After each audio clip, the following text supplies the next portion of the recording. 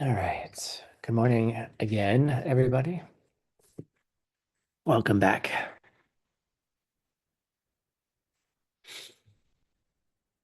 All right.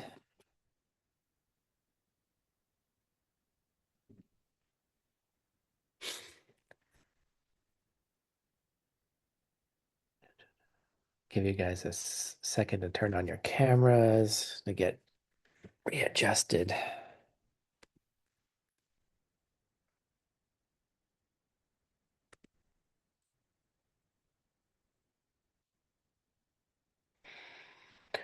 Oh, Angel, I know, I'm so tired. I know, it's late for you. I'm tired too. It's early.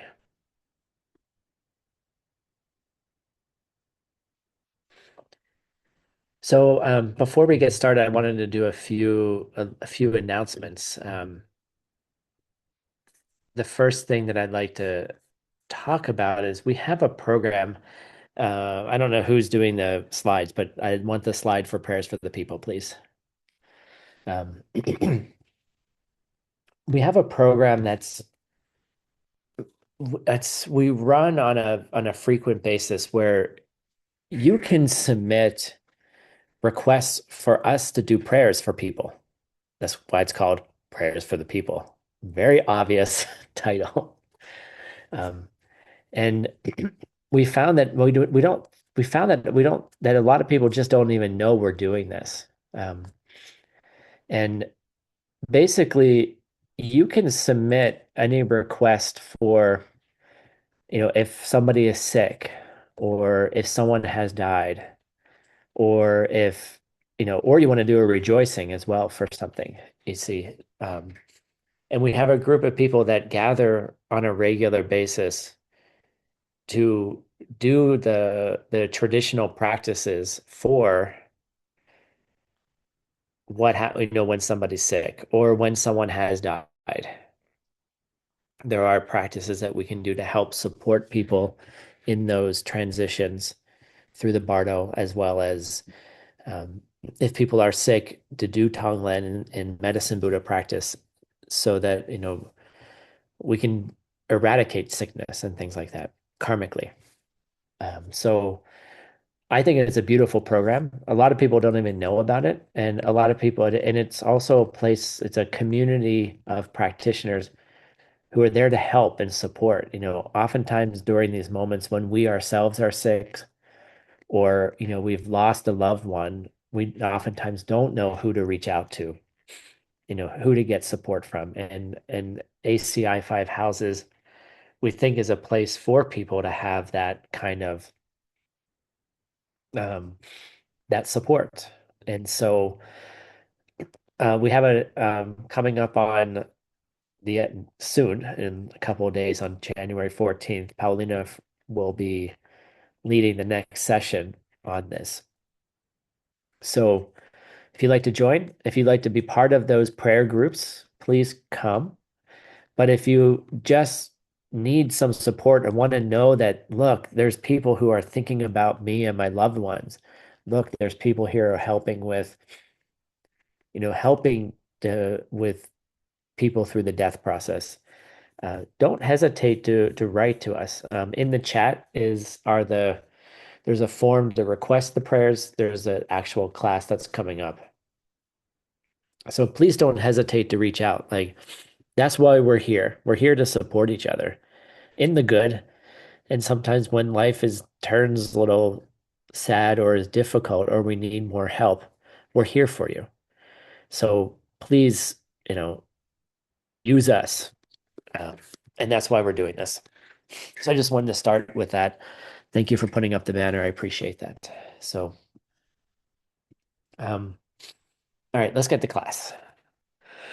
So today, this second class is more geared towards the first class is more about, okay, how do you get ready for meditation? What's the theory of meditation? What are the things you have to do karmically to meditate well? How do you do all those things? And it's And as I said, it's a practice. It takes time. It takes dedication. Um, and but once you actually start meditating, right? That's the next question. Like, what do you need to, what do you do? What objects do you put into those meditations? What do you focus on? And that's the the goal of this class is to talk about what do you focus on? Like, oh, teacher, I don't know what to do. I don't know, do the lam rim. Like, that's the whole point. Like, put the objects there, learn what those things are, and meditate on them. And spend some time with it. So to get started, like first we have to understand there's different types of meditation, right? And so the first type of meditation is called a fixation meditation. And this is what we tend to think about as focus on a single object, fixation, right? Here's a scientist looking through a microscope, looking at some, sample. Like, what are you putting into that microscope? What are you focused on? And that's mainly the first what a fixation meditation is. Choosing one object and then bringing it to mind and then keeping it there, which we all know is a virtual impossibility to keep it there for any extended period of time, right? We start with like, oh, I'm going to focus on my teacher's eyes, for example, or I'm going to focus on what it feels like to be sitting with my teacher, sitting knee to knee, visualizing them not just as like a picture, but as, a living, breathing being. They have warmth. They have they have a fragrant scent, right? You can hear their breathing. You see them blinking. Like it's not just eyes looking at you. It's, you see the warmth of their eyes. You see them focused on you. You feel their love. You feel their compassion. You feel their willingness to help. All of those things. But we all know that the focus, the fixation of that doesn't last. Like you try pretty hard and you're probably doing a decent job. And then, boo, you're thinking about something else. You're thinking about the thing you need to do. You're thinking about the thing you need to achieve. You're thinking about how you do so well meditating with your Lama, but then they don't talk to you ever in real life. Or, they don't do what you want them to do. By the way, your Lama does what they want to do, not what you want them to do. So get over it. Okay. But there's an importance, and we're going to talk about it a little bit later, about choosing the right person, like choosing the right fit for you. And so that's also comes into play as well. Personality is also a thing too. Your personality is unique. I mean, I know a lot of you, each of you are a unique set of experiences.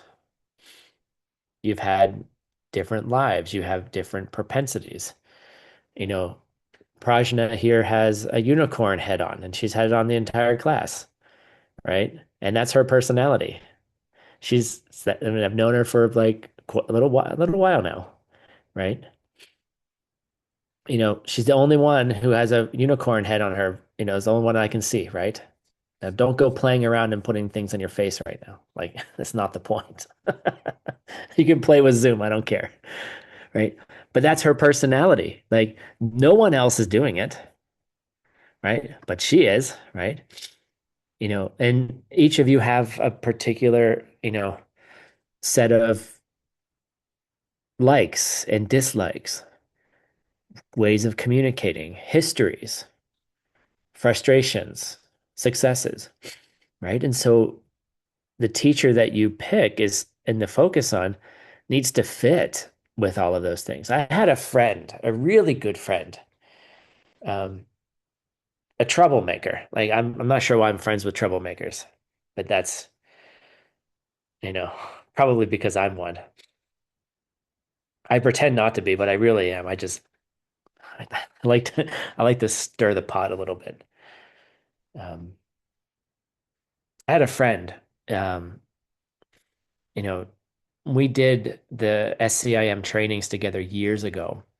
Um, and she was really, really frustrated, like always upset, like great person, but always like upset, like with their teacher, like always frustrated, always nothing was really working. They were battling it out. And, wanted to be this, you know, thought that this person was their teacher, right? Because they were everyone else's teacher. Everyone else was like, oh, like they were all like adoring this person. Everyone was like bowing down and not an SCIM, but like mentally, and thought that this person had to be their teacher because they were the most famous one. They were the most popular one, right? And for years struggled and struggled, but like no one really knew, like they didn't even know themselves, right? And then one day you know, they had been encouraged to like, I think by the person who they thought was their teacher to go, you know, attend some other classes. And it was such a beautiful thing because they, when they met their actual teacher, right? It wasn't like their first one wasn't teaching them. Of course they were supporting them. But when they met their actual teacher, it was like the sunrise that's about to happen right now, right? It was dark, right? The first part of class was dark, like there was no light in my apartment. Like I couldn't even see the cats sleeping on the couch over there, right? But now the sun's coming up, right? And it's like, oh, it's a bright day. I'm going to have to get up and close the curtains to be able to teach. It's going to be shining in my face in about 15 minutes, 10 minutes. But it was like their whole world changed when they finally, their karma ripened and their world changed and they finally met their teacher. They finally met them, right? And it doesn't mean that they lost any respect for the first one. The first one was helping them, but it wasn't the right glove. It wasn't the right fit. The first one wasn't correct. And they battled and they struggled and they were like, why is this? And now like the right glove and they've learned how to, their whole personality has changed. They're able to grow, they're able to expand, and it's wonderful to watch, right? And so why am I telling you this? Like we're going to have different teachers in our lifetime. We're going to have different people who come and go, and we need to find that one or ones. Maybe there's multiple. Don't get locked. Okay. Don't take me literally at the same time. Okay. Because there could be multiple teachers, and there's ways that you can do that, and there's ways to navigate it too. And I've had several key teachers in my life. My first one who I absolutely adored, first very close teacher. Let's call it that. Not the one who showed me the book. That was a different first teacher. Different story, different time, different interpretation. Chane, ACI 15. Okay. My really, really close first teacher.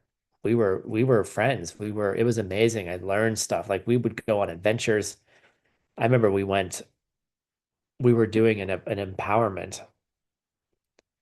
I didn't even realize we were doing an empowerment, and we were driving around town picking up stuff, like just buying stuff. And then all of a sudden he's like, let's go to the farm. I'm like, what? And he goes, yeah, we're going to the farm. We went to a farm and then we climbed over a fence, walked through a cow field. Like we went over to the barn. I was like, is this your farm? He goes, no. And I said, do you know the people? No. What are we doing here? We're getting cow poop. I'm like, what? He said, yeah, we're gonna go pick up some cow poop. I'm like, wait, we're getting cow poop? He goes, yeah. He's like, yeah. And I said, but aren't we stealing? And he goes, no, it's cow poop. Like, you don't steal, like, who steals cow poop? He's like, we just need cow poop. And I'm like, but it's not our cow poop. He goes, he said, shut up. Let's get some cow poop. Right. So, we had such a fun relationship, really, really fun. And, you know, we did weird things like went to the farm and picked up cow poop, which I don't even know what he did with it. I think it was just a teaching. I just think it had nothing to do with anything directly, right? And so I was struggling with how do I find like, do I study with him or do I study with my current teacher, right? My holy teacher. And I'm like, I don't know what to do. Like, I'm living literally next door to my first teacher, like, could walk to his house. My teacher is, as I told you, I never even get private meetings, right? You know, like, what do I want? Like, what is it? What's going on? And so instead of trying to choose, okay, and this is really, really important. I'm going to go on a total tangent today, and you're just going to have to, you know, we're not going to cover all the content. I'm purposely not covering it. This is a review. This is a review for the review that I want to do. And that's why you have review groups. Okay. And I think it's much more important, this topic. And I'm just doing what my teacher did when he taught this class the first time. He didn't teach all the content either. And it was really a beautiful, um for me it was like, okay, this is the key thing right now. This topic right now is, I think it's so important to so many people, like the heaviness, like the word guru, right? The word guru in Sanskrit has a connotation of heavy, right? The word gravity comes from guru, right? Gravity, heaviness, right? There's a heaviness, and heaviness not in like oppressiveness, but like there's an importance of how to, what is a teacher and what does a teacher do and what is the role of a teacher. And so many people are, okay, this is where it goes sideways because we highlight this, right? We spend so much time saying, "Oh, you need a teacher, you need a teacher, you need a teacher." Like, how do you find like I have a piano over here and I've been trying to reconnect with the music. I studied for many, many years, through my college years, and I'm reconnecting with music now, and I'm like, I kind of need someone to help me. Like I have all these old habits, and I'm many years older. Like I have a different perspective on things. But I need help. Like I need help. Like, so I'm gonna go find a piano teacher, right? I'm gonna go looking for someone who knows about the piano. Like I'm gonna look for a master. I'm not gonna waste my time. No offense to some piano teachers, but I'm not gonna go find someone who's not a master. right? Like now, whether the master takes me as as a student is a different question. And this is a very, very important thing, right? Like, how do you get the teacher to teach you? Okay. Like that's a total different thing, right? But you look for a master. Like, okay, I live in, how do I say this nicely? I live in Podunk, Arizona. I live in the middle of nowhere. Is there a piano master in this like valley of like 200 houses, 300 houses, right?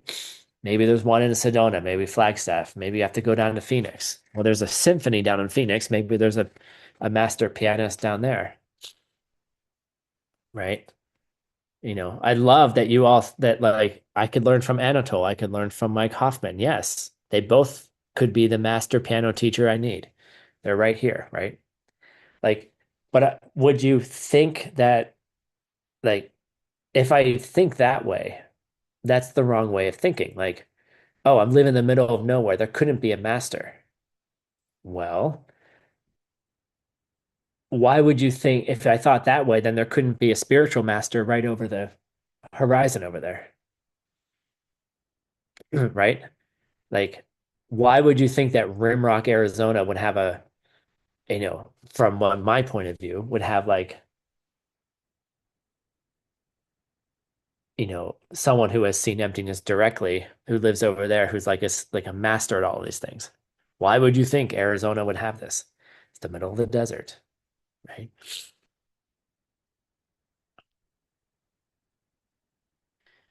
So I'm gonna go find a piano master so I can connect with that. So now when you're looking at your spiritual real estate, right? Then you got to go find someone who can fit that. Like you don't just let anyone in that like who could potentially save your life, right? Who could potentially help you remove those negativities from your mind, but who also has the power to hurt you as well, right? Because if you could be easily led astray, and so how do you choose? How do you find? How do you connect? How do you commit? Right? And I think you should take time. Like, I think you should take your time in deciding who's the person that I am going to say, I think you can help me. I think you can guide me.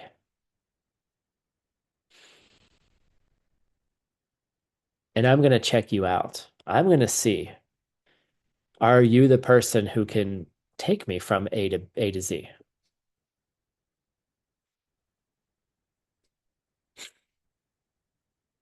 Can that be the person who opens up paradise to you?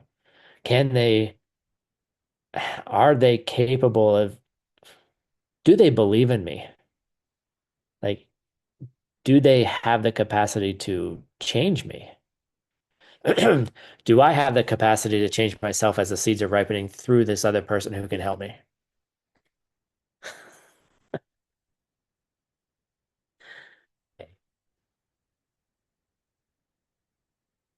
What's that? And then once you make the decision, there's a whole series of things that go in on that. And really, at the end of the day, I'll tell you from my own experience, it wasn't a decision that was made. And it wasn't a thing where I had to feel pressured to do it. And I think in some groups of people within our Sangha, our greater worldwide Sangha, I feel like there's a pressure that is put onto people of you have to make a choice. You have to have this. Oh my God, you have to do this. You have to have a teacher. Oh my God, I have to have a partner. I have to have a spiritual partner. Oh my God, I'm a terrible person. I'm never going to make it. I mean, I'm just articulating what I've heard people say. And within your own heart, like, do you believe that? Like, oh my God, I need this, right? And I'm going to tell you today, you need a teacher. And there's a reason you need a teacher. And it's not the same kind of need. Okay, it's a very subtle need. And the moment you put pressure on it, I think is when becomes it becomes an affliction. Like the last thing you need is to create an affliction around finding a teacher. Come on. Like come on. Like that's the antithesis of it. You know, or like, oh my God, I need a spiritual partner because I can't get enlightened unless I have one. Re fucking lax. Excuse me. I've heard people say this. Like, look, you don't need that until a very certain point in your practice anyway. Need. It's a need. Like I'm putting needs in quotes. It's not like the karma will take you. As you advance along, it'll just naturally take you. You don't have to be blinded by the sun anymore. Hold on a second.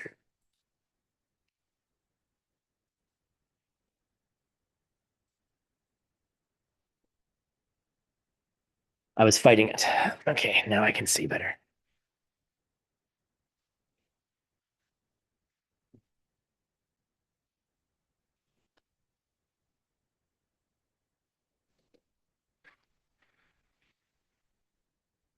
The karma will take you. And what I mean by that is if you do the things that we were talking about in the last class, like your 10 non virtues, avoiding the 10 non virtues, flip it around, like engaging those 10 good deeds, restraining yourself from bad deeds, doing the good activities of a bodhisattva, studying emptiness, taking care of other people. Those kinds of things, those needs, you don't have to worry about in this like afflictive state of mind. Just doing those basic things will create the karma for those people to show up. Like, how did Tim decide between living in the suburbs of Philadelphia, you know, walking distance from a lama's house, to deciding to pick up his entire life, move to the desert? I hate the desert. I hate the desert. It is, I hate it. I hate it. It is hot. It is dry. It is uncomfortable. Okay. The sun is like, the sun is like killing you here. Like there's no filter. Like everything in the desert wants to kill you. Like there's scorpions in my house. The plants are not soft and gentle. They're spiny and hard, right?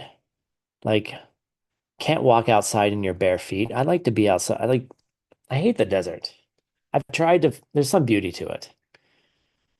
I wouldn't fucking live in the desert. I'm a water person. I'm a water sign. I'm a Scorpio. Come on. Like, give me the ocean. Give me some humidity. Florida, you know, something like that, right? You know, but the everything shifted, and then my master, my teacher, is right like 5 minutes away. You know, but how did that happen? Like, how did I make a decision? How did I decide? Well, should I stay here or should I go to the person who's never available?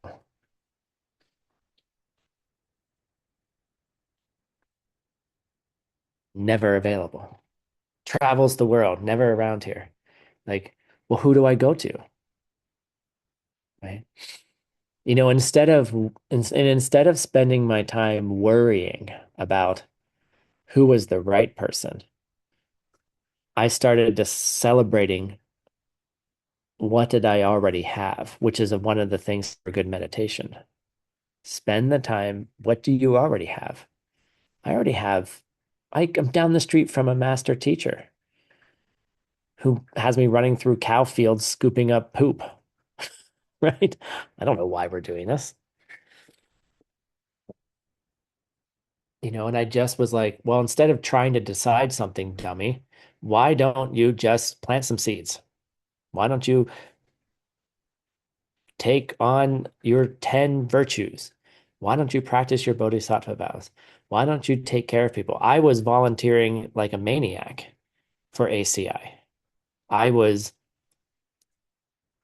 I was volunteering at a hospital once a week for like 3 hours. I was taking care of so many people. I was even prematurely teaching ACI courses. I shouldn't have been, but I did at the with the permission of my teacher. And then I stopped for a while because I wasn't ready. But I was doing it, right? I was doing all the things, right? And then it just ripened one day. I didn't have to try to decide. That's the point. I didn't decide. The karma decided for me, and maybe someday I'll tell you that story.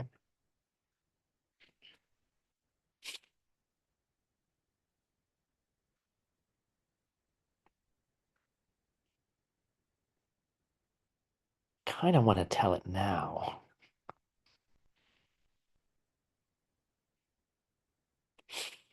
but I want to wait for this. It's a very highly personal story that sometimes sometimes you have experiences that are better not shared, right? But I'll say that the karma ripened in such a beautiful way that there was clearly the path was clear for me. Like it was just like these are the steps we're taking. No problem. This is what we're doing. And so when I talked to my first teacher about it, it was so beautiful. It was such a beautiful experience. And he said, as your friend, he said, I'm gonna be sad to see you leave. We were friends, right? And he said, but as your teacher, I'll be fucking pissed off if you don't go to Arizona.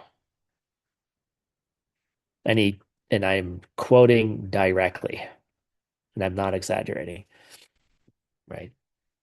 And he said, he said, you have an opportunity to study with a master. Go do it. Now, my question as you mature in your practice, was my first teacher a master as well?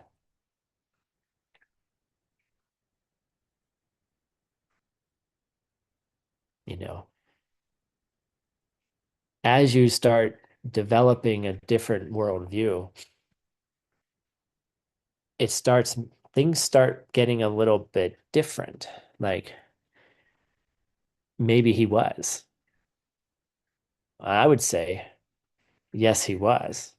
Because a master teacher sends the student to where the student needs to go. And sometimes the best glove for a student is not the person they're with.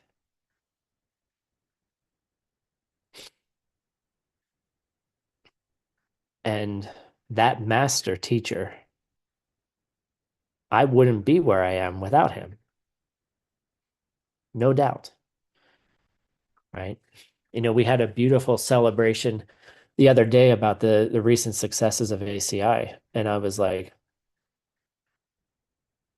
I had this incredible gratitude for him because I was like, I wouldn't have been doing this way without it, without him, without it would be ridiculous. Like it would never have happened,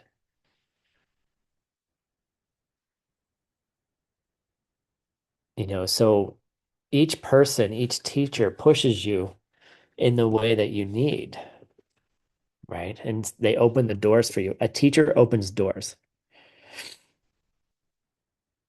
And so for all of you who will be teachers, like how do you look at your students?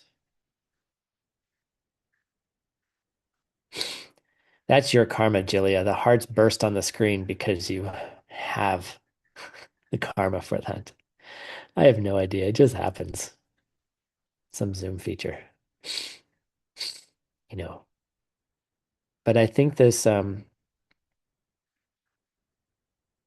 this pressure that people feel, you know, and I think I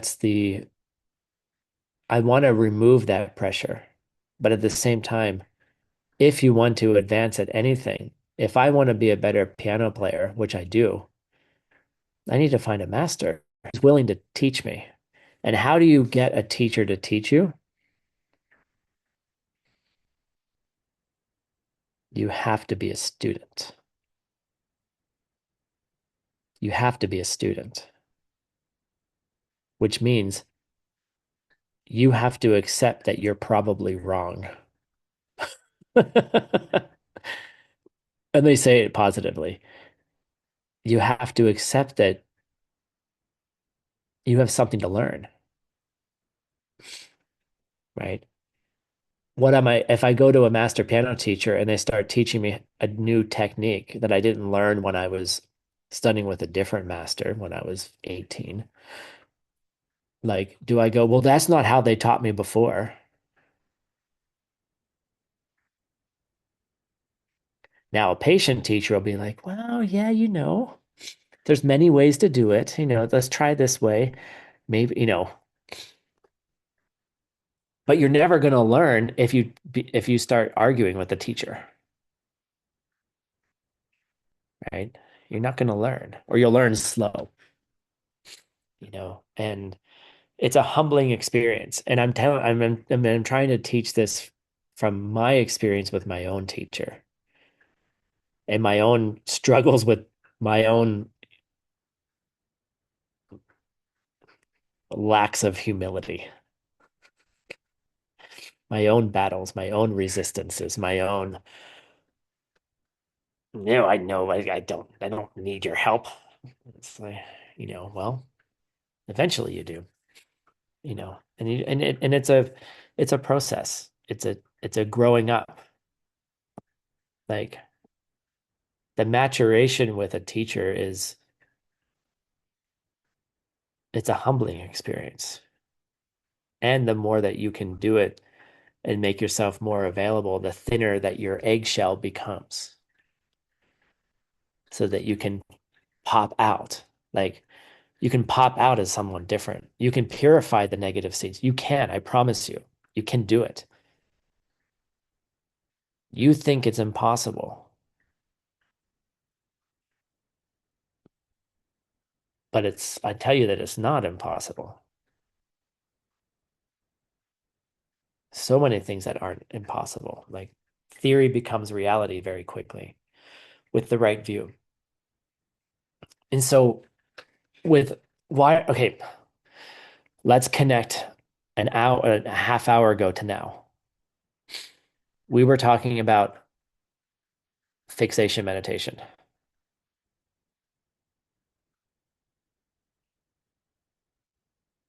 What is the relationship between a fixation meditation and your Lama?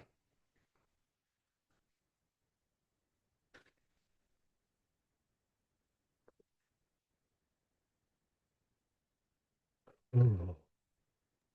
We may meditate in Lama first. No. Nope. Nope. Nope. Nope. That's how we keep them close. Hmm. The Lama is the highest object. by meditation? Jackie said it really well in the chat. You stay focused on them in and out of meditation, right? Because if they're the teacher, what do you do with the teacher? You watch the teacher. Like, I've started watching videos of great pianists. Actually, I found this great pianist. He's young. And he's like literally, I was like, oh my God, that could have been me. He looks like, well, we kind of look very similar, right? Like a younger Tim. And like, I'm like, I want to learn from him. Like, I don't know if he's a good teacher yet. That's the thing you got to figure out too. But like, he's extraordinary. And it's not just the technical aspect of it, but his expressive aspect, like what he does with the instrument. The instrument is him. It's incredible, right? So I'm just watching. Just watch. You just watch the teacher. How do they interact? What do they do? How do they like how do they like what do they do when they walk in the room? Like what kind of seeds are they planting? How do they move? Right? You're just watching, you know, and it's a little uncomfortable for at least, you know, when you know the students are watching you, you're just like, can you just stop watching me? But but there's, you know, but then I'm like, well, of course they're watching me because I watch my teacher all the time, right? You're just trying to learn, like, well, why do you think that way? Like, why do you say those things? Why do you, in one meeting, say, I told that person not to do that, but in the meeting that you were in, that you were listening to, you heard them say to that person, go ahead and do that. What? You just want to pull out your hair. Like they said yes yesterday and they say no the next day. Well, which one is correct? And instead of getting all bunched up, get your prana in a knot about it, you know, then you start thinking, okay, well, what's the lesson here? Because once you decide the person's your teacher, then they're teaching you. Like, why did they contradict themselves? Why do you have the karma to see a contradiction? What's the lesson in it? Right. And instead of getting all pissed off that, like, well, yesterday you told me to do this, but today you're telling me to do something different. Yep. That's what I said. Yesterday was true, and today is true. What do you do with that? What do you do with that? Context is different. Like, you know, the one technique in a Rachmaninoff piano concerto is going to be totally different than when you're playing a Bach fugue. Similar, but it's completely different style. So your technique is going to be different. The strategy that works in the fugue doesn't work in the Rachmaninoff concerto. It doesn't. You know, so which one's right? It's the same thing with a spiritual teacher. You have to learn how to contextualize it. Like the context of today is different than yesterday. So of course it's going to be different. So, but the idea is that when you finally meet the person and you're like, yeah, this is the person that I think I can learn from, then you just do it, right? And then you let your karma take care of it, right? Now, and we need to have a little warning sign here. What's the warning sign? Your first partner, your first high school love is your warning sign, unless you're still with them. Is anyone still with their first love? Because most people aren't.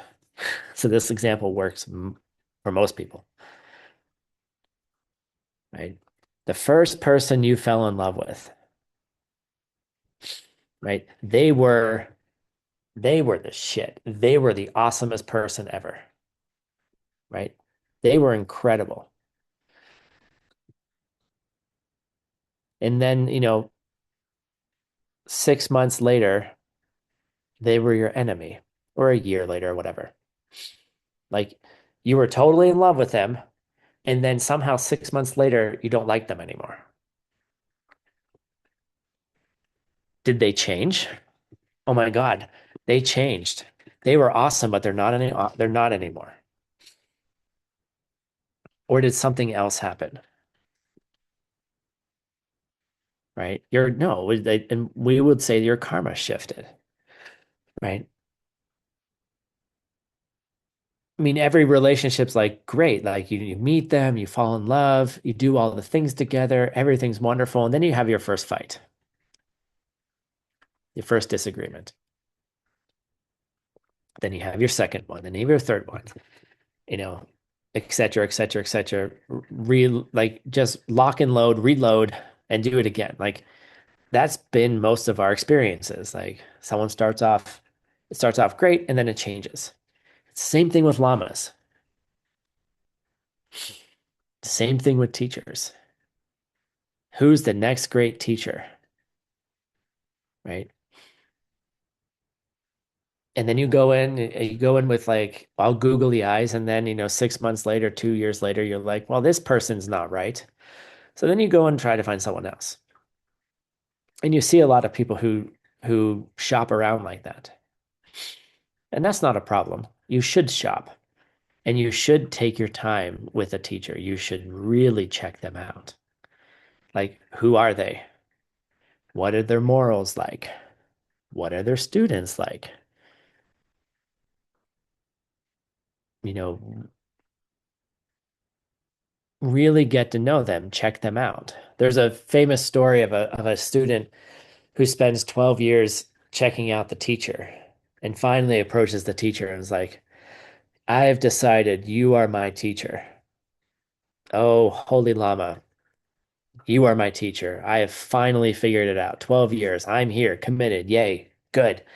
The teacher's like, oh, that's nice. Then I guess I'm going to spend 12 years to see if you're my student.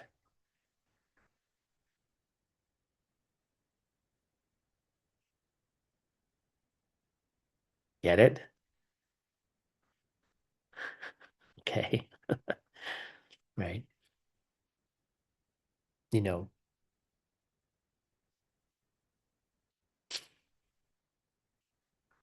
and just as another aside, I hear this a lot. People ask me, "Oh, please, Tim, please be my heart llama."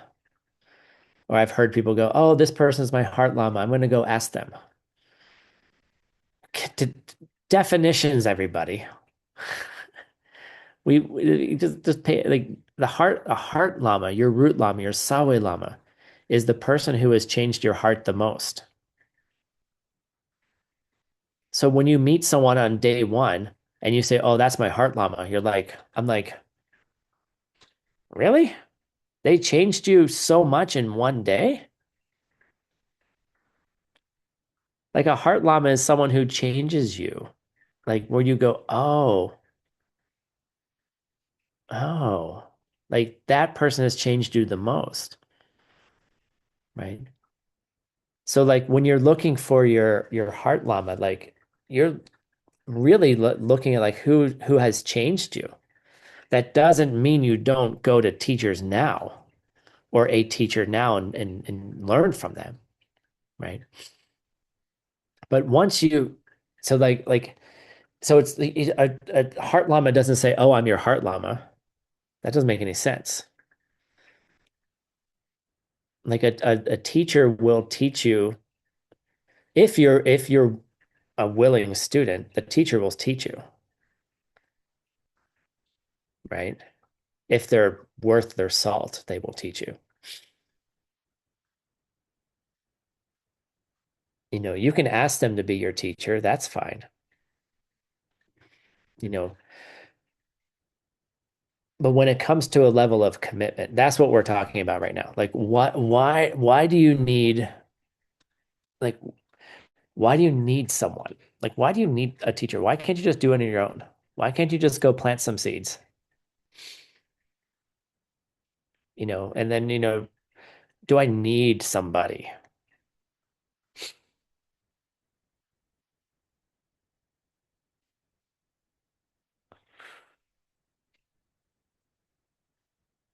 Normally,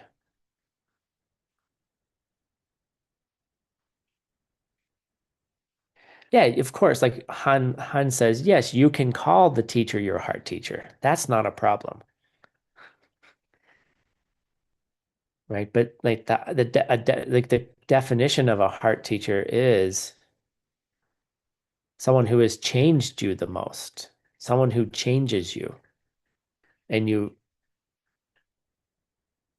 so like it's weird to tell the person, like ask them to be your heart teacher. If you're asking them to change you the most, okay, but you better know what you're asking for because you're in an egg right now. We're all in little eggs. And if you want to get out of your egg, they will help you get out of your egg,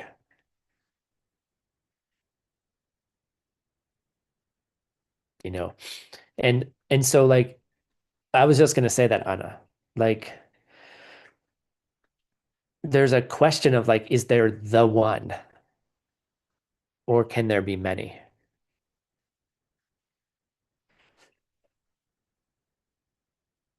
And normally what we say is in the beginning, choosing one person who you're going to hold the highest view about. You're going to practice with this one person because I promise you, if you take someone as your lama, the first thing they're going to do is pick their nose. The first thing they're going to do is act completely normal. The high holy being that you thought was the high holy being is going to turn into a normal, is going to try to test you, to turn you into a normal human being, turn them into a normal human being, and then test your view of them. Can you navigate that? Same with any relationship. You have an idealized view of the person, and then once you get to know them, you know, can you hold on to that idealization or do you allow it to break? Your first argument, the first time they get sick. Oh, I triggered their childhood wound, or my childhood wound was triggered. You know, now all of a sudden it's complicated. Your relationship with your teacher will be complicated, you know. But if you work with one person and say, all right, I think you're the one, I think you're the person who can take me there. I think, excuse me, I think you're the person who's been plotting this entire time to help me.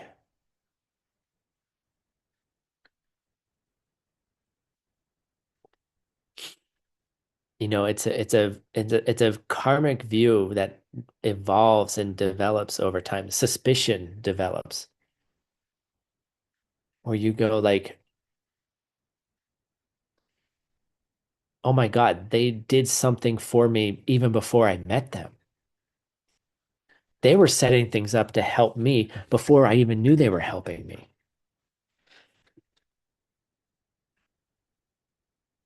And I want to say something really clear right now, is that,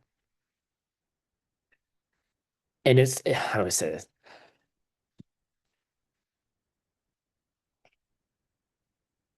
The power of thinking that way is the seed to make it that way. The seed of thinking that somebody has been helping you before you realized they were helping you turns into the seed of actual helping you. Excuse me, is the seed that will result in them actually helping you.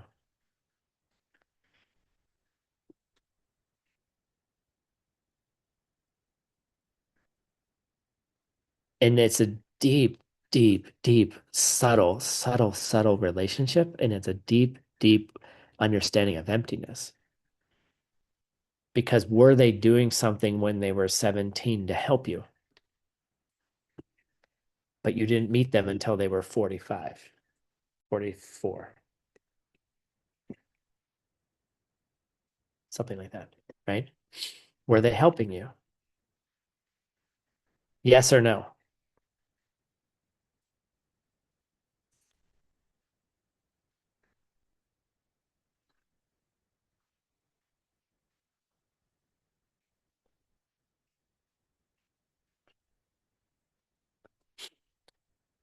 I'm looking for a phrase. None of you are putting it in the chat.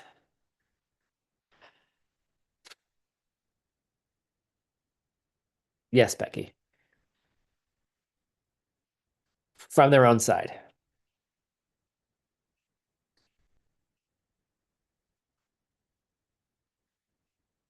You have to think that way. There's no teacher that's not coming from your seeds. There's no help that wasn't coming from your own seeds.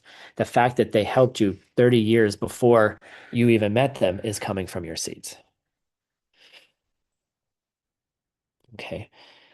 And having that realization externally, then internally, and rejoicing in it. Okay. And it's not crazy talk. It's understanding how seeds work. It's understanding that they were always there, but you didn't have the karma to see someone who was always already there. But now you do. Your reality changed. Your reality changed so much that they had always been there. Always. Lifetimes. What? What do you mean they were always there? Yeah, they were always there. Remember, Maitreya was always there for Asanga, except Asanga was always hawking loogies on Maitreya. Sorry, translators, you don't know what that means. um, Asanga was in the cave meditating, right? And he got mucus in his throat, and so he was like clearing his throat, spitting onto the wall of the cave, right? That's okay. English interpreters, hawking a loogie is that when you clear your throat, you bring up the mucus, so disgusting, right? And then you spit it out. Okay. So Asanga was by himself in the cave hawking loogies, right? And then when he finally met Maitreya, he's like, Maitreya, dude, where have you been? And Maitreya was like, I was there the whole time. It's like, no, you weren't. He's like, yeah, I was. And he goes, no, you were not in the cave. I was there by myself. And Maitreya says, yes, I was. Remember when you spit on me? I said, I didn't spit on you. He goes, well, you spit on me. Like, he spit on his own llama. He didn't even know his llama was there. But his karma changed so much that his llama was always there. Was his llama there when he hawked a loogie on his llama? No. Or yes. You have like it's a very, very subtle, a very fine, subtle thing to think about. God, never thought I would say hawk a loogie in a Dharma class. Nice. Okay. So, and I'm not going to spell it for you. I don't know how to spell it. No, and they weren't there self-existently. To say that, Marina, that you didn't see them yet, so you think they were there self-existently. They were not there self-existently. They couldn't be there self-existent, and they're not there self-existently now. And when you understand that, then you have an opportunity to get out, to remove the suffering. You have that opportunity.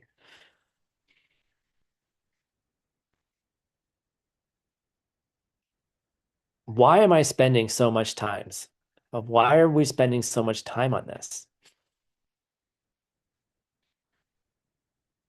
Because you need to find your glove.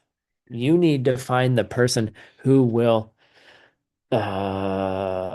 it's 3 words, Anastasia. It's I think something like this. Yeah, we're wasting time and with jokes, and it's fun. It's totally fine. Um, but we're spending the time on it because I'm here trying to help you find that person. You know, you can come to classes. You can go to lots of different teachers' classes. In fact, I have several teachers. I have my root lama, my Sawai lama, who does not teach me the scriptures of Tantra yet, of the Vajra, of the Diamond Way. I have someone else who teaches me those, right? Uh, Close, Tracy, but not quite.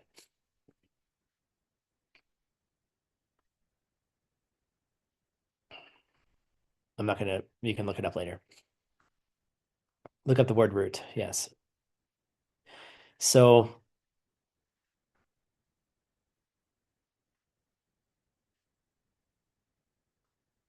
understand that you can learn from a lot of different people, and you can have, with a strong view of emptiness, you can eventually go from one to many, is what I'm trying to say. But we need to start with the one. Thank you, Roxana. You know, one to many. And maybe the one appears in other people. That's how it works for me. But there isn't one that was in the one to begin with. Okay. And it's subtle, and you have to think through it. But when you think through it and you meditate on it in a fixation meditation or in another type of meditation, now we're moving on to the second point, a shargom. And the word shar is really kind of cool. Like a shargo meditation is a review meditation. And shar means the east, right? So like the sun just rose over here in the east. Well, kind of the east right now.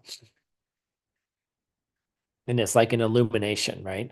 And so like a shargom's a review. It's like you go through things picture by picture, like an idiom, like the images that we put up in the PowerPoints, one by one, right? They come up. A shargo, like you're reviewing things. You're maybe reviewing the steps of a lam rim. Maybe you're reviewing the good qualities of your teacher, one image at a time. Maybe you're reviewing all the people in your life who have been teachers, right? Maybe you're reviewing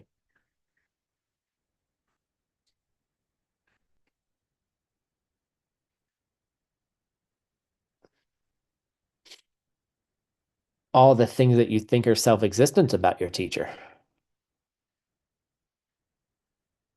Okay. One by one, you're just reviewing it. Those are tremendously good meditations to do. Like, well, who's the one who has changed me the most? Okay, well, let's go through my first grade teacher. Let's go through my mom. Let's go through my dad. Let's go through my partner. Let's go through my children. Let's go through my pets, right? Who has changed you the most?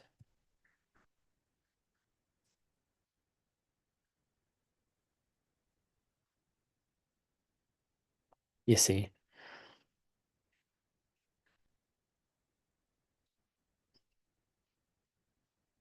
Then there's a third type of meditation called a Qigong, which is an analytical meditation, where you bring in a problem that you have and you analyze it from all different angles.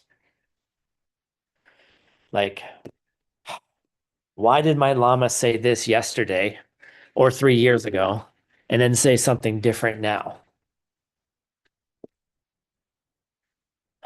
Well, why is there an apparent contradiction? Like, what's wrong with me? Like, what's wrong with my view? Or like, what are the seeds to plant? Like, what am I really bothered about? What am I protecting myself from? That's a good one. The self that is protecting itself from something, usually some kind of learned behavior through trauma or through, just childhood interpretations of things that maintain safety. Why am I protecting myself this way? Like, does this eggshell serve me anymore? Or do I need to break out of this eggshell? I got to break out of it. What kind of seeds do I need to plant? Why do I feel safe in here? Why does it feel terrifying over there? My llama's pulling me over there, but I like my little eggshell. You see, like, analyze everything. Take your time. Relax. That's a weird thing to say. Analyze your problems and relax. That's a good t-shirt. But these different types of meditations, notice that they're all focused on one thing though.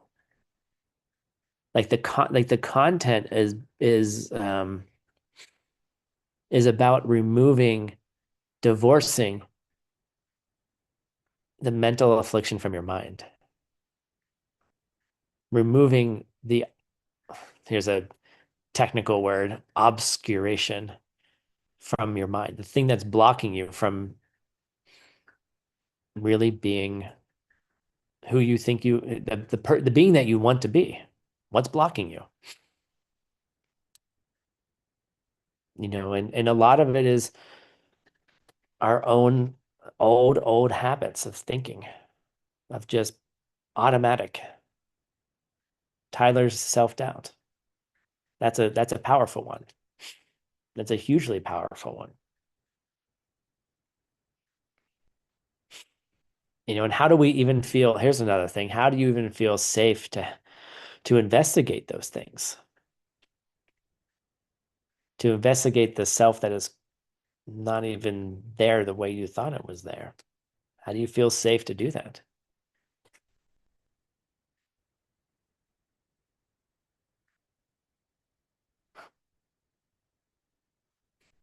You see, and it comes down to the development of a relationship with someone who can help you.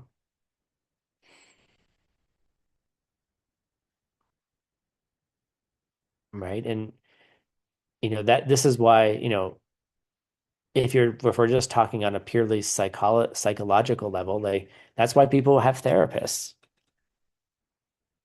Right. That's why some people go to therapy, right? To find someone they trust who can support them. Now, if you want a spiritual therapist, you know, that's a, you know, that's a different type of relationship. And I'm not, I'm a proponent of finding a therapist that can support you. And therapy is like a glove too. You can search around for 5, 10, 20 people until you find someone who matches you, right? Same thing with your teacher who can take you to the highest goals. Do the shopping. I tell people, go to classes, go to different teachers, see who fits you. My direct Vajrayana teacher is not my heart lama.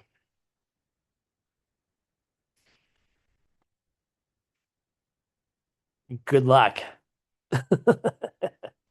Okay. Now, over time, they've all come together, you know, but I couldn't learn. I didn't have I didn't have the Kela to be in the room with my heart lama teaching Vajrayana, teaching Diamond Way. Didn't have it at the time.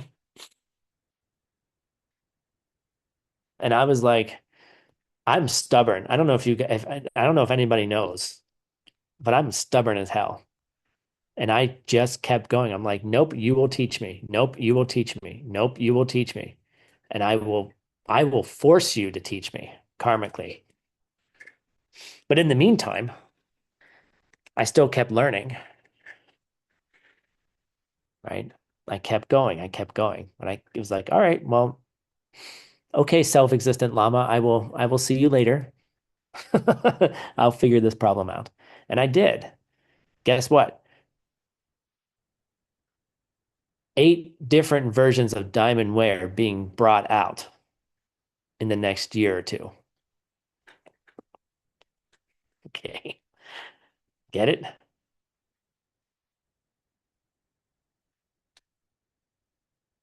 DCI, YSI, 5 houses, CSP, other versions.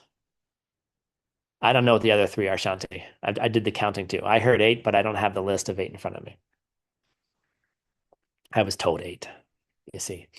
So you can change things, right?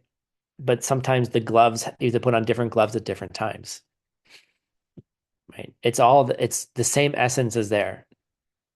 Here's my message to you is that yes, you need to find someone, you need to find the one,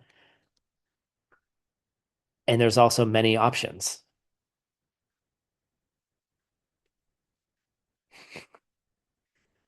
And you have to sit with that. So in doing so,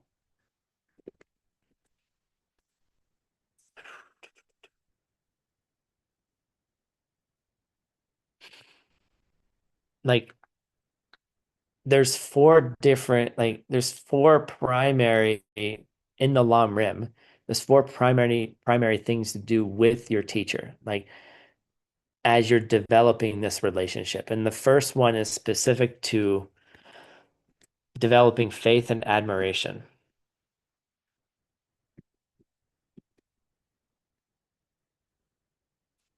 right? And you see this, like here. That's why I like this picture. Like the way this guy is looking at this other guy, right? Like there's this admiration that he has, and this the way that the lady on the left is looking at the guy too, like they're admiring him. Like there's a faith, right? There's this thing that starts to happen. Like if you look at a sporting event, for example, like you see it often like in the diet in diving or in gymnastics or something like that. They've spent years and years and years training together, right? And then all of a sudden they have a really successful competition, right? And then you see the student run over to the teacher and you see this like this admiration, right? That they're like, "Oh my God, I just did it. I just did my triple backflip. I don't know the official terms, right? Blah blah blah blah, and I landed perfectly, right? And you see the you see the teacher celebrating the student. You see it. Like you're like, yes, you did it, right? But you see the admiration from the student, like healthy admiration, right? Not obsession, but healthy admiration. Like because this teacher knew how to push them so they could do the triple backflip and land it perfectly, right? What's your triple backflip half twist in Buddhism? Just being a nicer person. That's all. I mean, just being slightly nicer, just becoming happier and happier. That's your triple backflip. Just becoming a nicer person. Now, if you add a couple twists in it and then, some flourishes, then maybe we'll call it see emptiness directly. Like that's the biggest thing, right? Just don't be a person that's not nice. I like that in the double negative, Tyler. Like, yeah, like removing a mental affliction where before you would get upset at something and you don't anymore. Or you get like something that you used to yell about that you don't yell about anymore. You create more harmony. You create more, you bring more people together. You've overcome some of these negativities. Like your teacher notices, right? And and then, sometimes it takes 10 years, 15, 20 years. Like these relationships take time to develop. So like that's where we start the first place is like we start with admiration. Like what qualities does that teacher have that you don't have that you want? And you have to watch them. You have to take the time to like you don't go to you don't go to a master, you don't go to a piano teacher who's not a master. Now there could be a master piano teacher for beginners. I didn't say, you see what I'm saying? Like there's different teachers for different types of things. You see.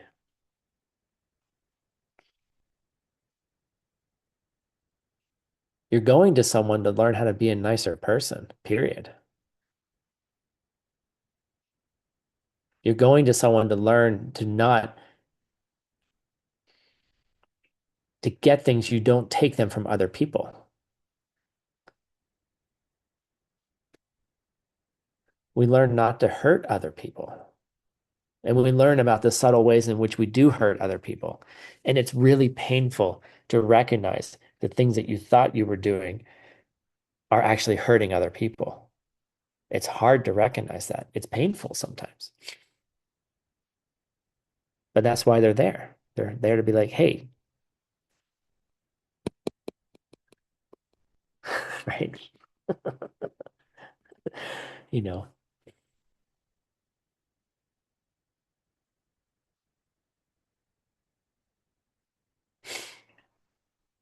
do they have qualities? Like admiration is it's like this admiration. And then the second thing is how you're supposed to think about them. Once you've developed, once you've developed this admiration and you're like, yes, this is the teacher, right?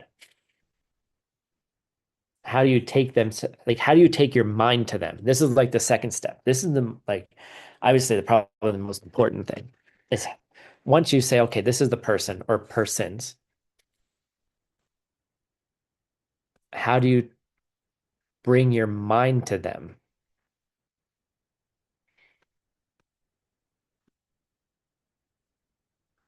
How do you commit yourself mentally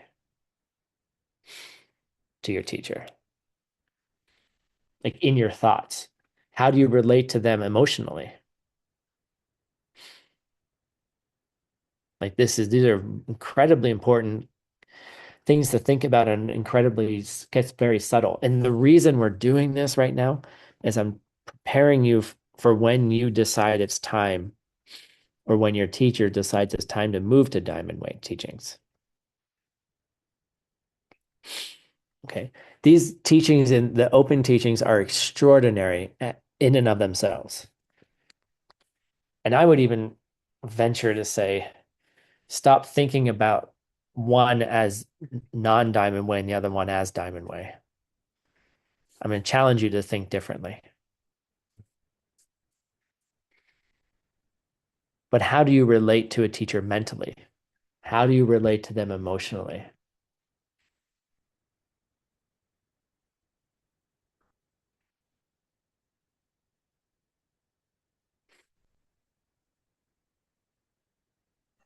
And it's like when you think of them in a certain way and you don't change your thoughts about them. It's not like the seeds will shift on and off. Like that's the whole thing. But your Jogo, your fixation meditation on how you think about them is this person is going to save me. Out of all the people in the world, I believe this person has the capacity. This person can do it. And if you don't think they have the capacity, don't make them your teacher. Take your time. It doesn't mean don't go to class and check people out, but take your time. Like, but once you make your commitment because everything they're doing is for you. Even if you think about maybe they did things 30 years ago, or they will set up challenges for you. They will set up situations for you. They will set up, if you have a good Lama, you will be constantly challenged by them. Constantly. It will get brutal.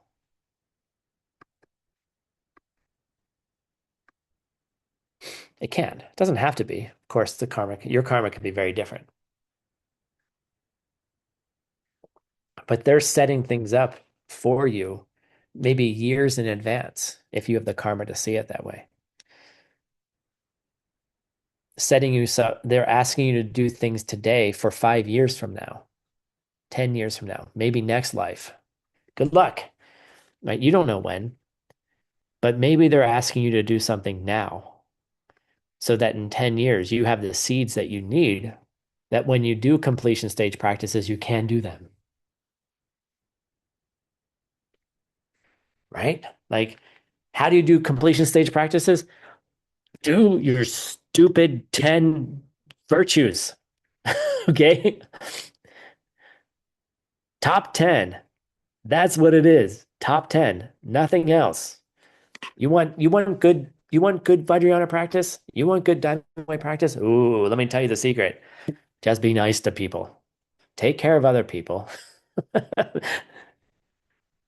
And do your Praktimosha vows.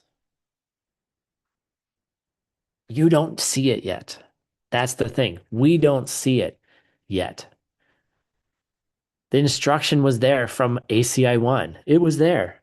You just didn't see it yet. Go back to it. Take your time. Revisit it. Be like, oh my God, everything I needed to know was in that class. Oh my God, they were teaching me Diamond Way back in 2008.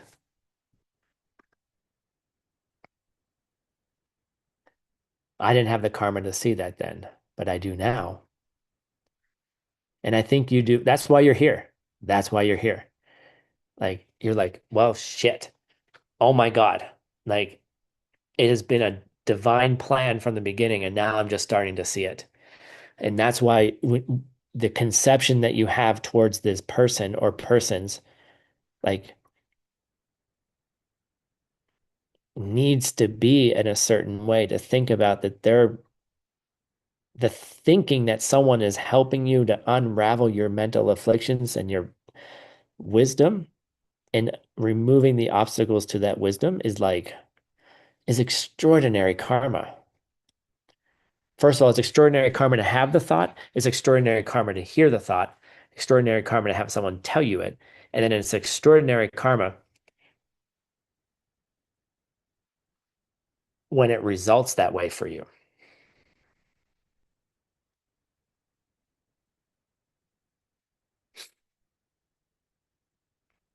And don't think otherwise. And these are things that I normally don't say in classes because it's difficult to hear. And it's also expensive to hear it.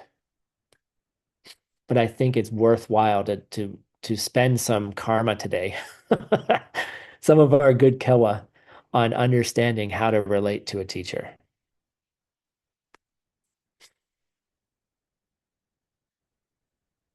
And as you relate to your teacher and the way that things show up, that it's your perceptions that are changing. It's not them that's changing. You're creating something that wasn't there before because that old karma has been wearing out, and then you replace it with some other view, whether it's good or bad, and then you have to deal with the effect that's happening today. You have to be aware that it's your karma that's shifting, and then you have to fight it if it's shifting in a negative way. And fight it meaning do the opposite. You can't stop a seed that's ripening, but you can certainly put different causes in place right away. And so that teacher is trying to help you reach something. They're trying to help you reach a higher goal. And then once you make that commitment, and it's a commitment in yourself,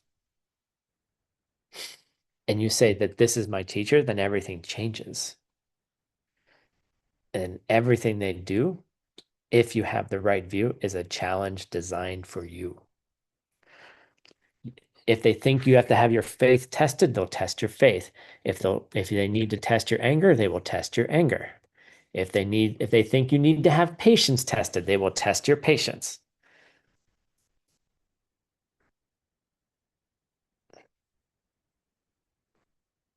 It's important to make sure that you make the proper connection with the proper person. But once you do, you have to then switch your view on them. It's a different way of thinking of that one person, and it's unlike any other person that you have in your world. I'm not even talking about spiritual partners yet, but I will eventually, right? But this is your first diamond way practice right here. The connection you make with this person and the way that you think about them is unlike any other person you've ever met. And it's very heavy. Guru, it's a very, very heavy thing. And if you succeed, you can reach the goals in one lifetime. And it's very subtle and it's possible.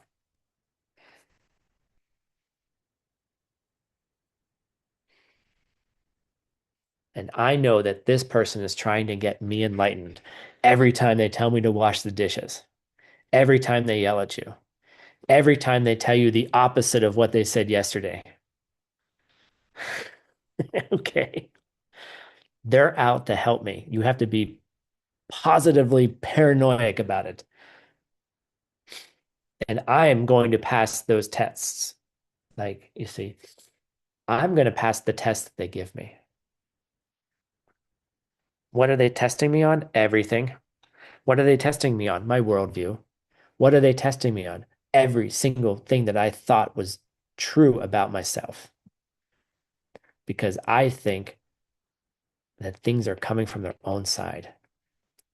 And I can tell you that until I'm blue in the face. But telling someone that doesn't help them usually. It's doing the dishes.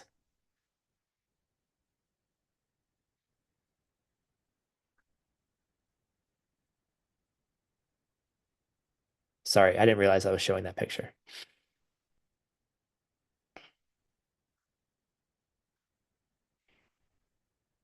It's doing all the things that make sense and the things that don't make sense. I've done so many things that didn't make sense at the time that now make so much sense. We're going to go a little bit over. I'm sorry, but I want to finish this properly.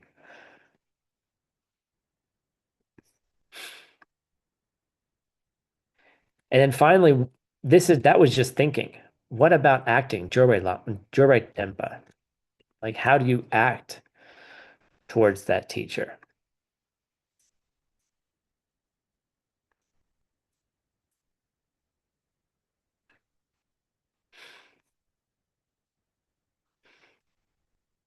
You know, they might challenge you with some extraordinary behavior, right? How do you act towards them? I like this picture. Like how do you act towards them? And there's the story of the Lama who has like 5 students and is like, I'm going to test my students and says, let's see if any of them have any brains in their head. And says, hey guys, we don't have any money this week. We need some money to, you know, go to Kyoto so we can have another program there. So I want you all to go rob a bank so that we can get some money so we can help some people because otherwise we won't be able to help them, right? And so four of the students jump up and they're like, okay, Llama, I'll do what you say. And they run off and they go, robbing a bank. But then there's one student who sits behind and, they're sitting there in silence. And then at one point, the llama looks over and says, what are you still doing here? I told you to go rob a bank. I'm your llama. You should do what I say. And the student says, well,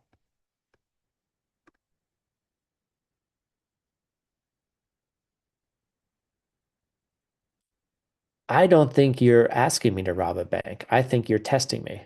He's like, I'm telling you to rob a bank. Go rob the bank. I'm your teacher. And the student says, respectfully, no, because everything else you've taught me is not to rob a bank. That's not how we get money. So I respectfully declined. He's like, whatever.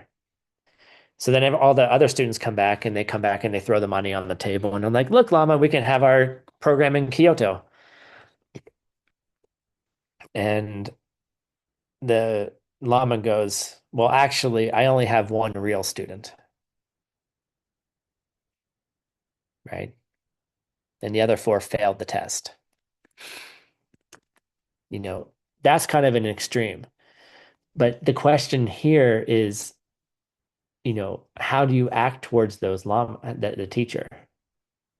You know, and at the end of the day, like it's a process. It doesn't start from the beginning. So don't get all worried about it right now, right? But it starts with, you know, first level is like maybe I'll help out a little bit, right? Most of it, like if most people just start in class and they're just taking classes, they're just hanging out, absorbing information, starting to do some practices. Then you go to a place that like the next level student goes, well, maybe I should help out a little bit. Maybe I'll bring some flowers next time to the teaching and make the room look beautiful. That'll be nice, right? So then start helping out a little bit. And then it's like, well, maybe I'll show up a little bit early and help set up the tech. I'll help Francisco set up the tech, right? And then next level is like, oh, maybe I'll help with a major project. Like the llama has a big project. So maybe I'll do that. You start building yourself to a place. Now, this is going to be a little radical when I say this, is that where you may not be able to distinguish your needs from the llama's needs.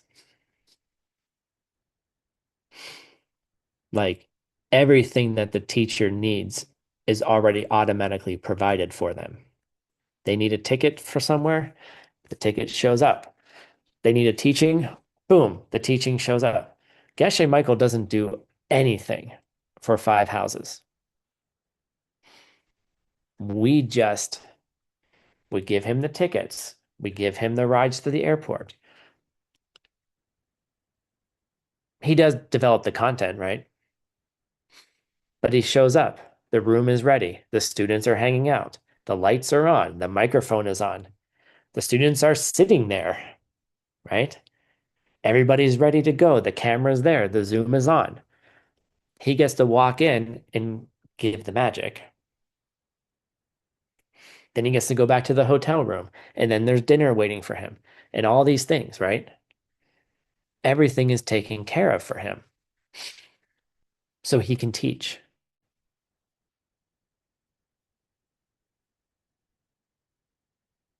And that's what you end up doing, right?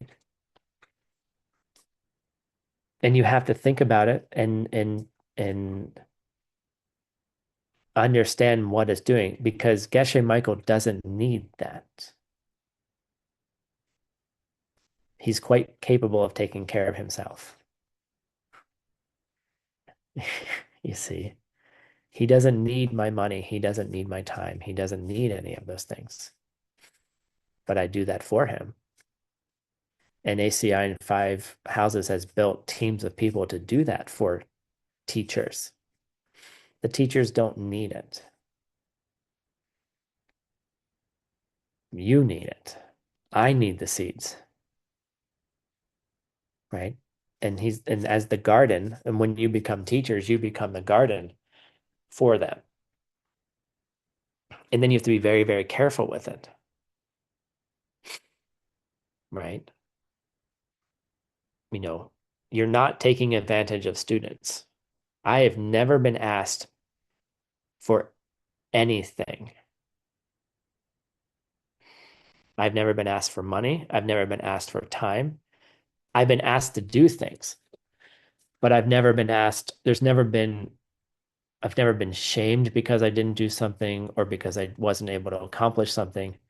When I've failed, I have failed miserably. I have, you guys don't know the half of it.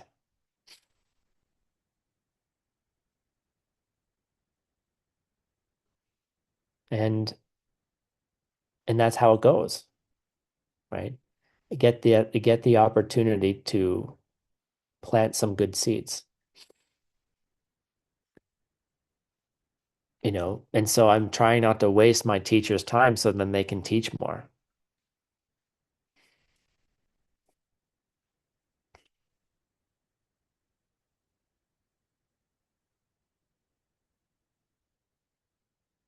Sooner or later you'll need a relationship like that to break through.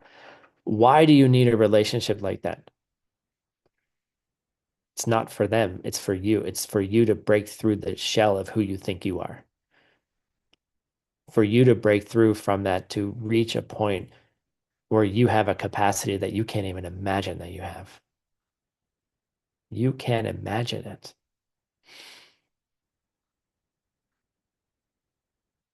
And the teacher wants you to reach that place and will do what is necessary to do that. And as you get closer, it heats up, it gets more difficult, it gets more challenging because we resist. And resistance is a normal part of the relationship. You resist yourself. You resist what's coming through. And I can say that on the other side of things, it's so much more extraordinary than the little self that's hiding in an egg thinks things will be. It can be extraordinary, and it will be extraordinary. And so like the last thing in the fourth step is developing devotion. And it's a lived, practiced, experienced devotion. It's not a thing that you just pull out and be like, oh, everyone should look this way. Everyone should be devoted in this way. It doesn't work that way. It's you and your special relationship with that teacher. It's you. And the way that you do it is unique to you. You are unique. The relationship with that teacher is unique. And even if that teacher has multiple students, that relationship will be unique to you. So we don't have to judge other people. We don't have to tell people, oh, you should do this, or the teacher said to do this. Like, maybe, but your relationship is your relationship. And if other people have different ones, then they have different ones. And there's harmony for all of it. There's harmony for every single unique relationship. And the way that you're devoted may be different than someone else's devotion. And look, a prostration is a human construct. Words are human constructs. It's how you think, really, and how you act. But it starts with how you think about it. It doesn't have to look a certain way.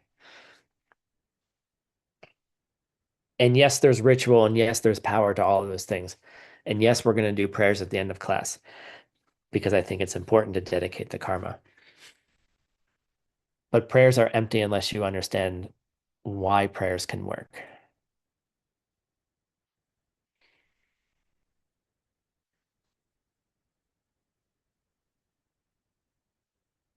So let's do some prayers. We're done for today. And if you don't know them, you can learn them and learn from somebody else. So we're going to do a mandala and then we're going to do a dedication. Hold on just 1 second here.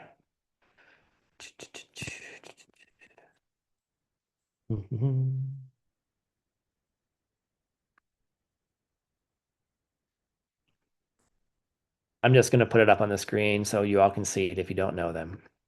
That's what I'm looking for. Here we go. Here's the mandala prayer. Okay. Sashi Puki Jukshin Medo Drum. Rirabling Shining Genpa. Sange Shindu. You can turn on your microphones if you want. Mikte Uwargi. Drokun Namda Namda. Chingla Chupon Idam Guru Pratnam Mandalakam Yatayami. All right, and then we're going to finish with our dedication.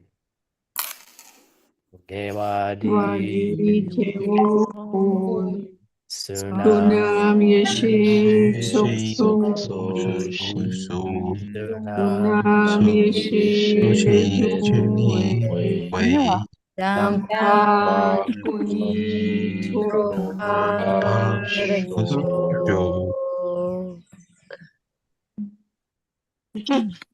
Yeah, so it's kind of like the coyotes together on Zoom. Um,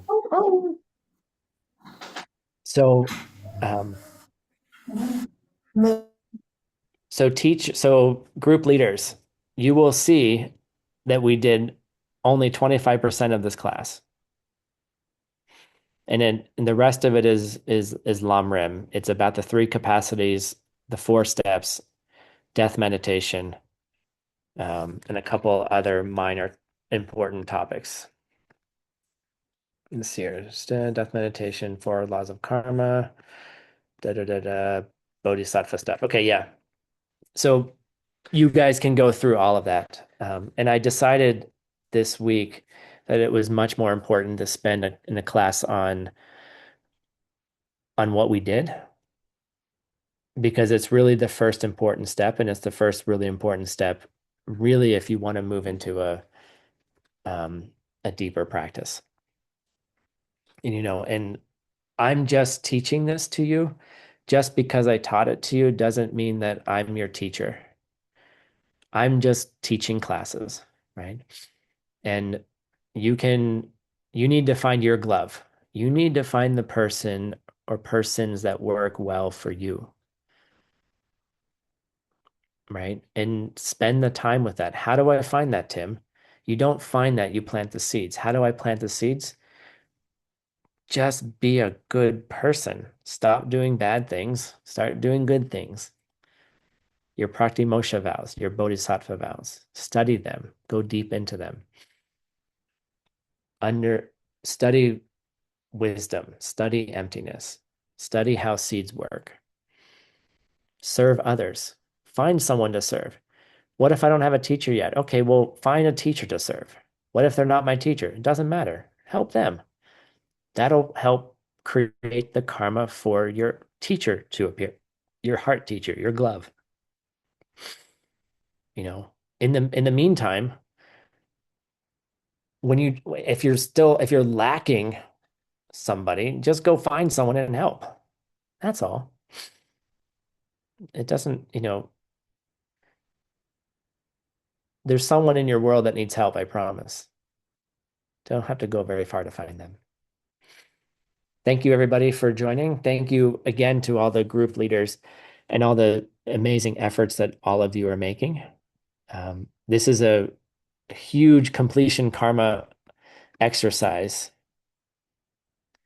And it's we are 1/5 of the way done. Okay. So we're just keep going, just keep swimming. Okay. By the way, it's in Finding Nemo. If you want to like laugh, watch Finding Nemo in English. They call it Mount Wanahakalugi. If you want to like play with something we talked about earlier. It's in the scene when they're stuck in the fishbowl. You'll find it. Just keep swimming. It's if It is a tremendous opportunity right now, and I think we're doing it. I know it's going to be hard. It's long, but so is Sansara. So, you know, good luck. Thank you for joining. Thank you everyone for all the hard work. Thank you. And we'll see you next month for ACI 4. Keep studying, keep swimming, and say goodbye to each other. Turn on the microphones and say goodbye, and we'll see you soon. Gracias. Bye. Gracias, Hasta luego. 学了，老师，拜拜。 Muchas gracias. Gracias a todos. Thank you. До побачення. Thank you. Бачу. Thank you very much. Good job. Yes, yes. It's been great. Дякую. Bye. Thank Thank you so much. Дякую за вчення. Well, Thank you, dear teacher. I only Благодарю, Thank you. teacher. Please stay. Thank you. Keep teaching us. Спасибо, дорогой учитель. Let's stay all day. I wish, but I gotta get some breakfast. Yeah, the sun's up now. Oh, my. Gotta go do normal human things. 谢谢老师。 Good breakfast. Enjoy your breakfast. Love you. Thank you, everybody. Have a nice day. Bye-bye. Bye-bye. Thank you. Have a nice day, dear teacher. Have a nice day.